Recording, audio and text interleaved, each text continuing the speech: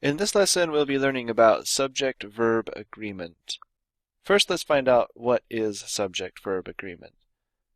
Take the sentence, I go jogging every day. That makes sense. She goes jogging every day. Do you see how the verb in each case changes? I go and she goes. We wouldn't say, I goes jogging every day. Now this is pretty obvious. Any native English speaker is going to just hear that that is incorrect. I goes jogging every day. And subject-verb agreement tends to be a bigger problem with non-native English speakers, those who are learning English as their second language. But there are some tricky aspects to subject-verb agreement, even for native English speakers, that are worth looking at. Let's take a look at some of those. First, we'll look at something called interfering prepositions. These words here are called indefinite pronouns. And whenever you have an indefinite pronoun as the subject and you have a prepositional phrase that comes in between, it can make it a little bit harder to know what form of the verb to use. So this example is tempting but incorrect. Everything about the new curtains have to be changed. Because curtains comes next to the verb have, that kind of tends to take over and we think curtains have to be changed. Well, that makes sense, and it does. But the actual subject of the sentence is everything. And if we cross out that prepositional phrase that comes between the subject and the verb, so about the new curtains, that is a prepositional phrase.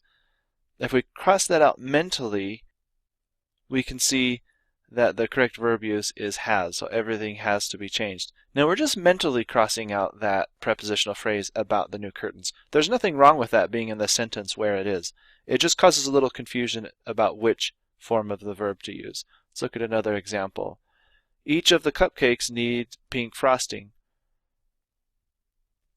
Cupcakes need pink frosting. Cupcakes plural, they need pink frosting. That does make sense, but the word each there indicates, so if we take out the interfering prepositional phrase of the cupcakes and just say each need pink frosting, that's not correct. Each is a singular noun. It indicates like each cupcake, and so the correct version there would be each of the cupcakes needs pink frosting. When a sentence has multiple subjects joined by the word and, the subject becomes plural. Fresh fruit and water are a good way to start the day. Fresh fruit and water, there are two items there, so it's a plurality of items, so the correct form of the verb is are. A warm bath and a hot cup of cocoa make the perfect end to a day of skiing. When the word or joins two subjects, the subject closest, this is a little trickier, the subject closest to the verb determines whether the verb will be plural or singular. So let's look at an example. Either my shoes or my necklace was stolen. So my necklace was stolen. That subject, it's a compound subject. We have shoes and necklace. They were both stolen.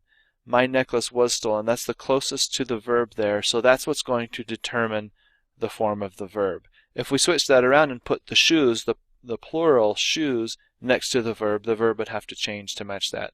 Either my necklace or my shoes were stolen. Collective nouns are nouns that are singular, but they indicate a plurality of things. So family, team, nation, there are multiple individuals within that singular noun. But it's still, the noun is still treated as singular, even though that it kind of points to a plurality of individuals. So for example, I have a big family and they are getting bigger. That is incorrect, because family is singular. There is no they. I have a big family and it is getting bigger. Family is singular, so the pronoun they're referring to it, replacing it, is also singular, and it will change the verb to is. Another example, the whole football team are in need of new helmets. The football team is singular, and therefore the verb needs to be is. The football team is in need of new helmets. Okay, sometimes verbs come before subjects, and this is most common when a sentence begins with theirs or here's. So let's look at an example. Here's the papers I borrowed. Papers is plural, and so that's basically a contraction of here is the papers I borrowed. And so the verb needs to change. Here are the papers I borrowed. The subject here is the papers. There's more sodas in the fridge. Sodas is plural, therefore the verb should be are. There are more sodas in the fridge. Again, if you're a non-native English speaker, this is something that you want to pay very close attention to. Even if you are a native English speaker, there are some tricks that can, or some pitfalls, I should say, that can trip you up, especially with those interfering prepositional phrases. You want to keep an eye out for those in particular so that you have subject-verb agreement.